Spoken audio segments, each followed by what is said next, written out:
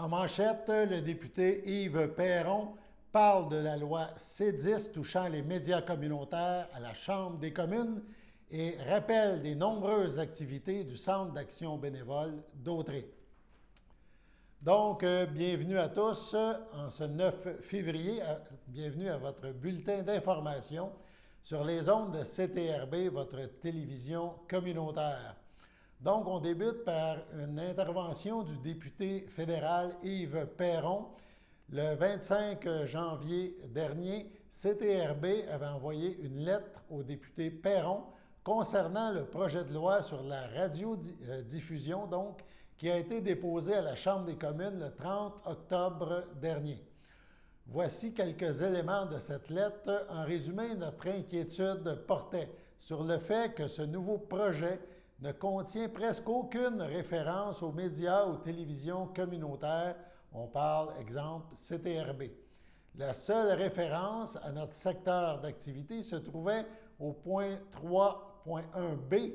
On le résume, le système canadien de radiodiffusion composé d'éléments publics, privés et communautaires utilise des fréquences qui sont du domaine public et offre, par sa programmation essentiellement en français et en anglais, un service public essentiel pour le maintien et la valorisation de l'identité nationale et de la souveraineté culturelle. Fin de la parenthèse. Donc, pas grand-chose nous concernant. De plus, il n'y a pas de définition des éléments au point précédent, ni de discussion du rôle de l'élément communautaire, malgré une vaste section qui, elle, traite du secteur public, on parle ici de Radio-Canada, et le fait que le reste du document réfère principalement au secteur des médias privés. C'est pourquoi, dans le nouveau projet de loi qui a été déposé, afin d'assurer que les membres des petites communautés soient entendus et aient accès aux nouvelles et à l'information locale, et petit b, puissent recevoir des formations aux compétences numériques, il est donc vital qu'il y ait une définition claire de l'élément communautaire en tant qu'organisme à but non lucratif de propriété communautaire et ouvert à la participation des membres du public en général. Qu'il y ait aussi une description de son rôle équivalente à la description actuellement accordée au secteur des médias publics, on parle de Radio-Canada, et que ce rôle soit intégré aux autres sections de la loi pour que soit clarifiée la façon dont les médias communautaires sont complémentaires aux médias des secteurs privés et publics, ainsi que la façon dont ils contribuent au système de radiodiffusion. Le député Yves Perron a d'ailleurs donc fait une intervention en Chambre des communes le 5 février dernier, intervention portant sur le projet de loi C10, donc, et la place des médias communautaires dans l'étude de cette loi, le projet de loi C10. On écoute un extrait de l'intervention du député. Les options possibles. Merci, Madame la Présidente. Je suis heureux d'entendre dans le discours de notre collègue qu'elle est d'accord, qu'elle insiste sur le principe d'établir un équilibre entre les joueurs, donc qu'il y ait certaines redevances. Je suis heureux de l'entendre aussi qu'elle voudrait qu'il y ait un pourcentage francophone. Donc je comprends qu'elle serait d'accord avec la proposition du Bloc qu'il y ait 40 des sommes qui soient allouées au contenu francophone. J'aimerais savoir, par contre, ce qu'elle pense des médias communautaires qui sont complètement oubliés dans ce projet de loi-là. Est-ce qu'elle croit qu'en comité, on pourrait ajouter ces joueurs-là pour s'assurer qu'ils obtiennent leur part du gâteau, ils sont responsables d'une partie importante de l'information locale et régionale? Merci. The Honourable Member for Elgin-Middlesex. L'honorable député de Elgin-Middlesex-London. Merci beaucoup. Merci aux députés. Oui, c'est très important, les médias locaux. Un organisme a été mis en place il y a environ 10 ans. On a obtenu un permis pour avoir une radio communautaire. Nous avons de petits groupes de quotidiens. Et je vous montrais la copie du journal du Aylmer Express parce que, bon, c'est vraiment le plus grand quotidien au Canada. Physiquement, je veux dire, quand on ouvre les pages, il est très grand. Ian McCollum, qui travaille au St. Thomas Journal, en parle depuis longtemps chaque jour, on se demande où est le contenu local. On voit que même dans nos médias locaux, on reprend des reportages nationaux. Alors, moi, j'aimerais bien, oui, qu'il y ait davantage d'actualités locales. C'est important pour nos communautés et pendant cette pandémie, ça a été très bénéfique ici chez moi. Donc, un dossier à suivre. Yves Perron, donc député de Berthier-Masquinongé et porte-parole en matière d'agriculture, d'agroalimentaire et de gestion de l'offre, convie la population à un événement citoyen en direct de sa page Facebook, et ce, afin de répondre aux questions des gens de la région. L'événement aura lieu demain, mercredi 10 février, dès 19h en soirée. M. Perron nous mentionne: on le sait, le contexte que nous connaissons actuellement ne nous permet pas de nous rencontrer ni d'organiser des activités avec les citoyens et les principaux acteurs de la circonscription. À la même période, l'an dernier, nous invitions la population à un événement porte ouverte pour l'inauguration de nos bureaux. Il ajoute: cette année, on s'est donc dit qu'une rencontre virtuelle en direct avec les gens nous permettrait d'échanger et d'être présents pour notre monde. Ce sera aussi l'occasion pour eux de mieux connaître le député fédéral et son travail et d'échanger sur les présents enjeux dans la région. D'ajouter le député Perron: on veut informer les gens sur le travail du député, mais aussi connaître leurs préoccupations, ce qui les interpelle. Ces échanges sont essentiels pour bien représenter les citoyennes et citoyens et pour orienter nos actions dans l'accomplissement de notre travail. Le député rappelle enfin l'importance de l'accès à Internet, car pour plusieurs, en ces temps particuliers, participer à ces rencontres virtuelles est un moyen accessible de briser l'isolement et de socialiser. M. Perron conclut: c'est un moment de l'année où ce n'est pas toujours facile et le contexte de la pandémie ajoute un facteur d'isolement important. C'est d'ailleurs une raison de plus pour placer le branchement Internet en haute priorité dans la région. Nous espérons, a-t-il dit, que notre rencontre permettra aux citoyens et citoyennes de venir socialiser et de briser cet isolement. La rencontre virtuelle sera diffusée donc le 10 février, 19h, en direct de la page Facebook du député Yves Perron.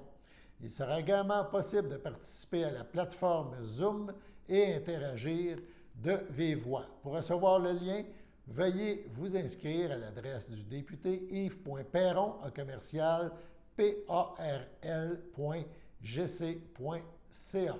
Donc, on vous invite à participer si vous voulez discuter avec votre député. On poursuit maintenant avec une nouvelle concernant la réouverture mercredi 10 février du musée Gilles Villeneuve. On écoute notre collègue Chloé Lemont. Donc, poursuivons avec une nouvelle concernant le musée Gilles Villeneuve. Donc, on sait qu'avec les nouvelles mesures annoncées par le gouvernement de François Legault, les musées peuvent rouvrir. Donc, c'est à compter de lundi. Mais bon, une nouvelle ici du musée Gilles Villeneuve.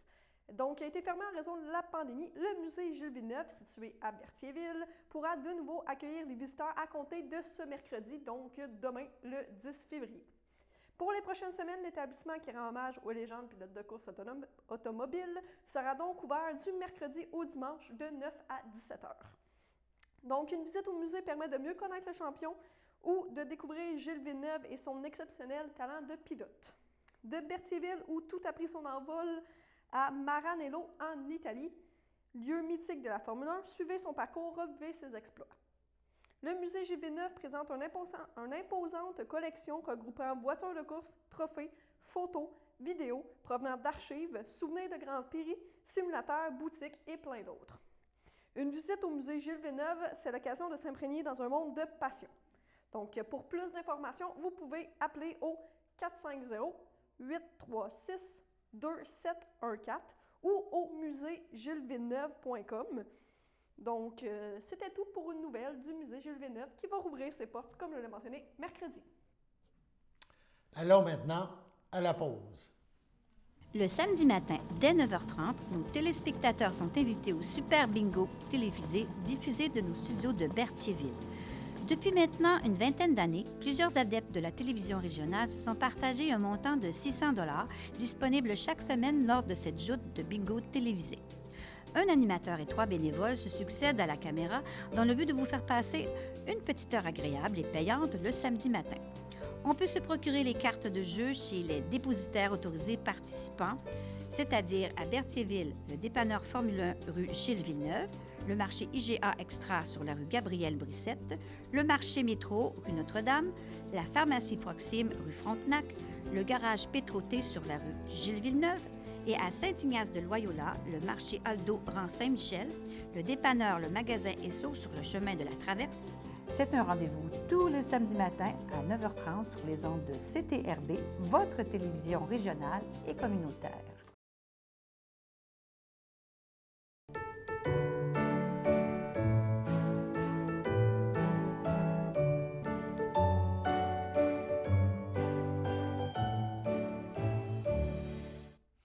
En ce 9 février, un anniversaire à souligner, la FADOC de l'île du Pas souhaite bonne fête à Jasmine Guévremont.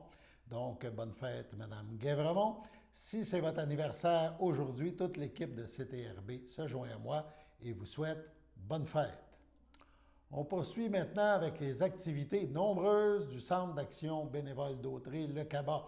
Rappelons ces différentes activités du CABA. D'abord, les 6 ateliers gratuits pour les locataires de 50 ans et plus et leurs proches, offerts par Action Logement Lanaudière en collaboration avec le CABA.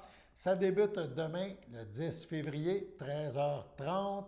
Le lien Zoom est disponible sur la page Facebook du CABA. On écoute à ce sujet une vidéo explicative, l'intervention donc de Julien Rousseau d'Action Logement Lanaudière. Écoutons la vidéo. Puis, c'est ça, c'est à partir du 10 février sur la CABA, si je peux dire ça comme ça, 10 février au 17 mars. Si je calcule vite, ça fait quand même à peu près 6. C'était ça à peu près? Exactement. Au départ, parce qu'en fait, le projet avait été imaginé avant la pandémie. Donc, l'idée, c'était qu'il y aurait un ou deux gros ateliers qu'on allait faire, évidemment, en présentiel à des locataires aînés, surtout via des organismes communautaires. Mais là, il a fallu s'adapter. Puis, cet automne, on ne savait pas trop est-ce que finalement on aurait la chance de les donner en présentiel ou en virtuel. Éventuellement, peut-être qu'on va les donner en présentiel, là, mais pour l'instant, on s'est concentré sur le virtuel. C'est pour ça qu'on a décidé, plutôt que de faire 2 gros blocs, là, mettons de 2-3 heures, de faire plusieurs petits blocs de 45-60 minutes qui peuvent s'étirer un peu. Ça va dépendre toujours de la participation des gens. Donc, c'est pour ça qu'on arrive avec une série de 6 ateliers. Mais c'est le fun parce que ça fait en sorte que les ateliers sont quand même, je dirais, spécialisés. Fait qu'ils traitent de sujets qui vont vraiment pouvoir intéresser les personnes qui vont participer. Ce qu'on va faire avec le CABA, puis particulièrement les locataires aînés, nos 6 ateliers, je vais juste aller rechercher les noms ici. On a le bail, les types de logements. Donc, cet atelier-là va permettre aux locataires aînés, aux futurs locataires aînés, de voir qu'il existe une offre diversifiée qui va combler différents besoins aussi. Le 3e atelier, c'est vieillir dans son logement, donc les enjeux que peut vivre un ou une locataire aîné, par exemple par rapport à l'autonomie, puis aux obligations légales d'un locataire. Le 4e atelier, c'est harcèlement, intimidation, maltraitance, discrimination et racisme. Donc, on étudie ces réalités-là du point de vue des droits des locataires, puis aussi avec des exemples qu'on a vus, nous, Action Logement Lanaudière, ou qu'on a vus au tribunal administratif du logement. Ça, c'est le nouveau nom de la régie. Des choses sont arrivées à des locataires aînés. Le 5e atelier, c'est résilier le bail. Parce que des fois, quand on a un changement rapide dans notre état de santé, on ne veut pas attendre, par exemple, jusqu'au 30 juin pour résilier un bail et déménager. Donc, on donne des outils pour le faire plus vite.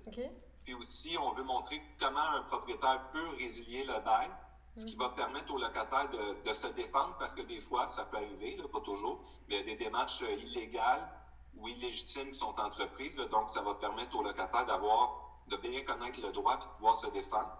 Puis le dernier atelier, c'est sur le tribunal administratif du logement.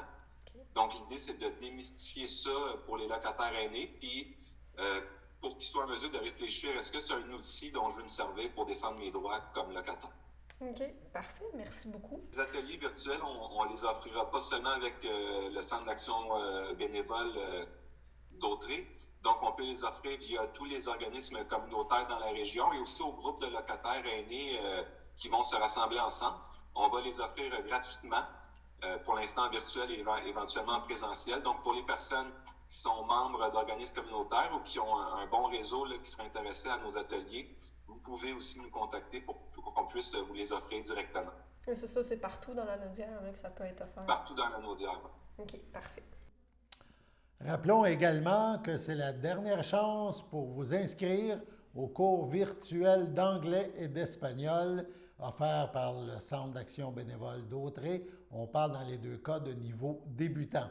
Les cours d'anglais se dérouleront les lundis de 14h à 15h30 dès le 15 février pour 8 semaines, coût 100 $.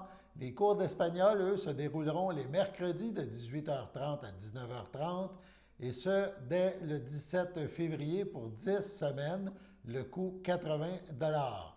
Autre activité du CABA, on rappelle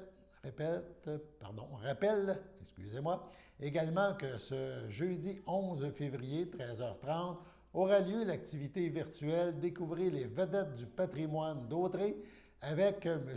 Paul Boudreau, bénévole au CABA. Le numéro de la réunion pour Zoom est le suivant, 958-9997-9335. Donc, 958-9997-9335.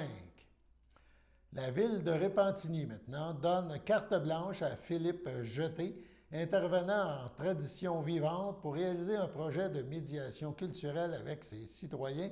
Carte blanche est un concept réunissant une brigade multidisciplinaire de 3 artistes médiateurs qui invitent la population à collaborer à distance à la création d'œuvres ou d'interventions artistiques ou culturelles. Philippe propose le projet Explorons nos traditions et celles de notre entourage. Cette démarche, présentée par l'Espace culturel de Repentigny, se déroulera les mercredis du 10 au 31 mars, 19h, en ligne sur la plateforme Teams. Philippe Jeté invite les citoyens à fouiller et à collectionner leurs propres traditions et celles de leur entourage. 4 rendez-vous hebdomadaires permettront des échanges et alimenteront une démarche de documentation collective de traditions dans son milieu. On parle des expressions, des recettes, des jeux, des comptines, des chansons à répondre, la toponymie populaire, les remèdes traditionnels, etc. Cette initiative permettra des échanges intergénérationnels dans les cellules familiales et dans la communauté. Les participants contribueront à la création d'une collection donc de traditions recueillies de par et pour les gens de Repentigny dans ce cas. Ils auront la chance de s'approprier et de partager cette richesse de leur collection avec leur communauté. Le travail du groupe sera colligé, diffusé et déposé à Archives Lanaudière pour les générations actuelles et futures. Philippe Jeté cite « Ensemble, favorisons la connaissance, la transmission et la continuité des traditions transmises de génération en génération. » Allons à la pause. Sachez que vous pouvez nous faire part de vos commentaires, soit pour une annonce gratuite sur notre babillard ou toute autre suggestion en nous rejoignant par téléphone au 450-836-5103, 450-836-5103, ou bien par courriel tvcberthierville@hotmail.com, sur Facebook en écrivant Facebook CTRB. Et surtout, n'hésitez pas à visiter notre chaîne YouTube afin d'y retrouver une grande partie de notre programmation sur YouTube CTRB. Les émissions sont classées par catégorie, vous permettant de chercher moins longtemps. Vous pouvez aussi cliquer sur le rectangle rouge « S'abonner » pour être à l'affût des dernières émissions enregistrées.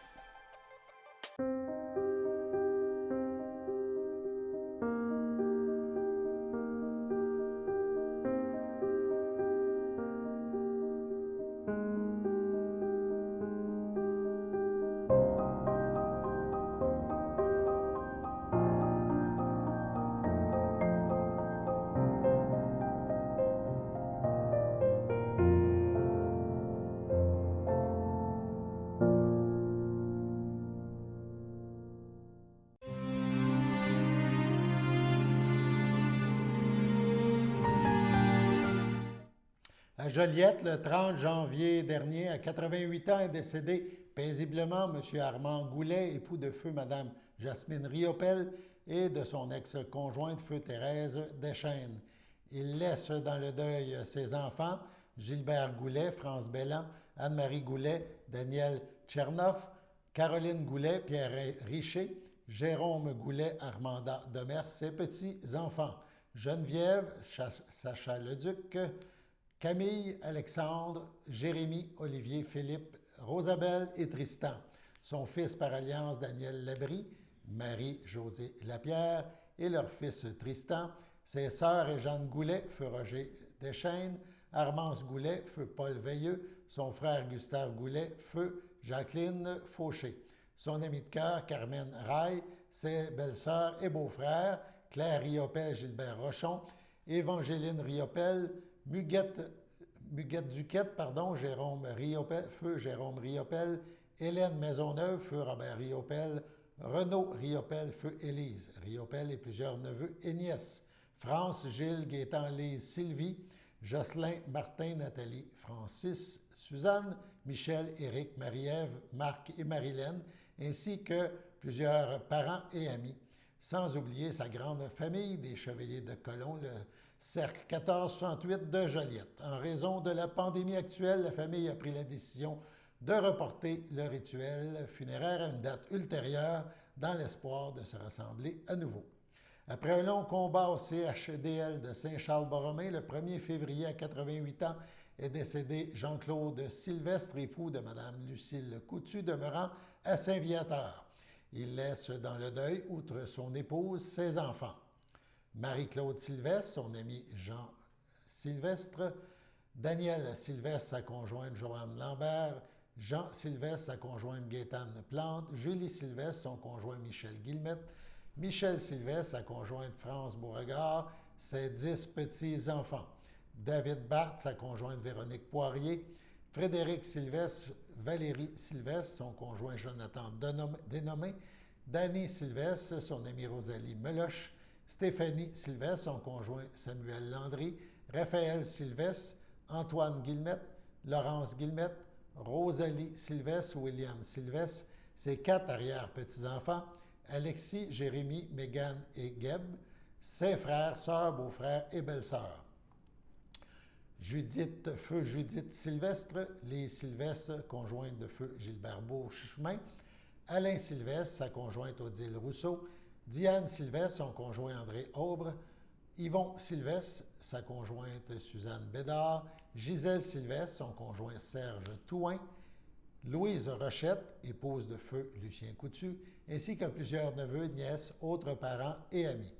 En raison de la situation de la pandémie actuelle, la famille a pris la décision de reporter le rituel funéraire à une date ultérieure. Le tout se déroulera en toute intimité.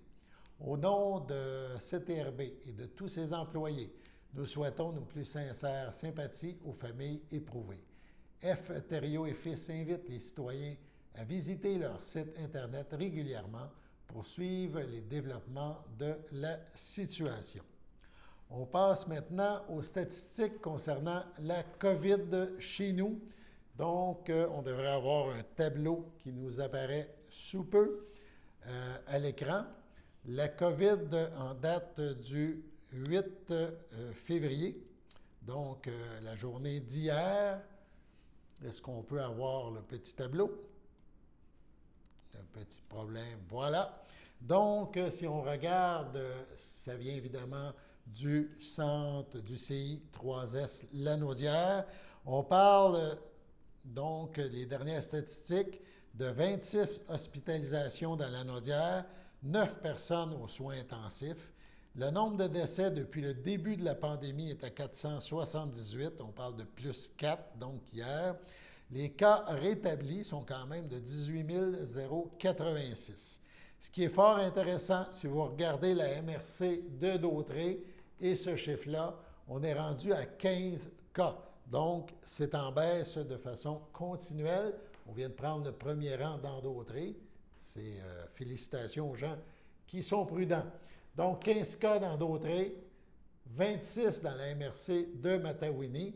On parle de 54 dans la MRC de Montcalm, de 70 dans la MRC de Joliette. Les deux cas un peu plus problématiques, même si ça a beaucoup baissé depuis un certain temps. On parle de la MRC de l'Assomption, 215 cas, et la MRC Les Moulins, 229. On sait que ces deux MRC, évidemment, sont davantage collés sur la grande région de Montréal. C'est quand même bien. On parle au total donc de 609 cas actifs, mais il y a une baisse notable de jour en jour et on espère que ça se poursuivra. Ce qui est intéressant aussi, dans la MRC de Dautrey, il n'y a aucune municipalité, toutes les municipalités confondues, qui présentent plus de 5 cas. Donc, c'est toutes des 5 cas ou moins, ou pas de cas, ou quelques cas. Donc, c'est vraiment de plus en plus positif, si on veut le dire, dans ce sens-là. Donc, on va suivre l'évolution. Évidemment, la semaine de relâche approche. On espère que les statistiques, quand même, seront bonnes, même après cet événement, après cette semaine où beaucoup de gens seront en congé, beaucoup d'étudiants, entre autres. On passe maintenant à la météo.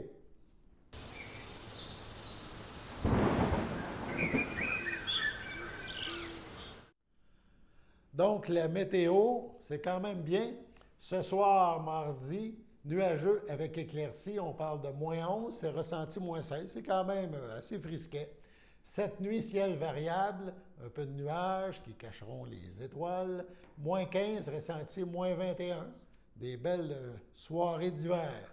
Demain matin, le soleil revient, moins 14, ressenti moins 20, fait que ça va être quand même frisquet au début. En après-midi, donc moins 7, quand même plus confortable, moins 13 ressenti, parce qu'il y aura un petit peu de vent.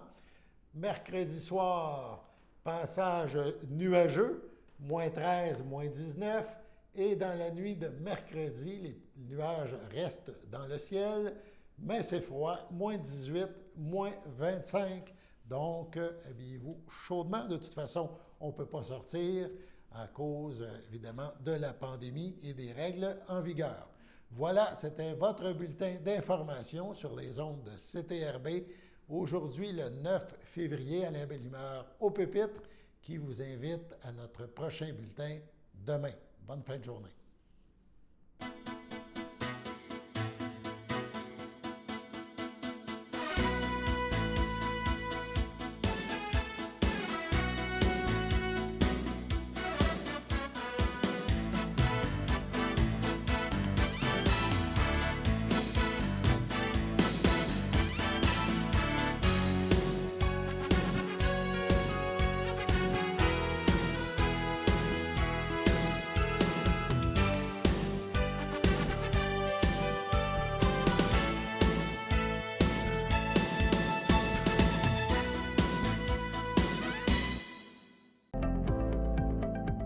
Les télévisions communautaires autonomes du Québec, ce sont les télévisions les plus importantes parce qu'elles sont proches de la communauté.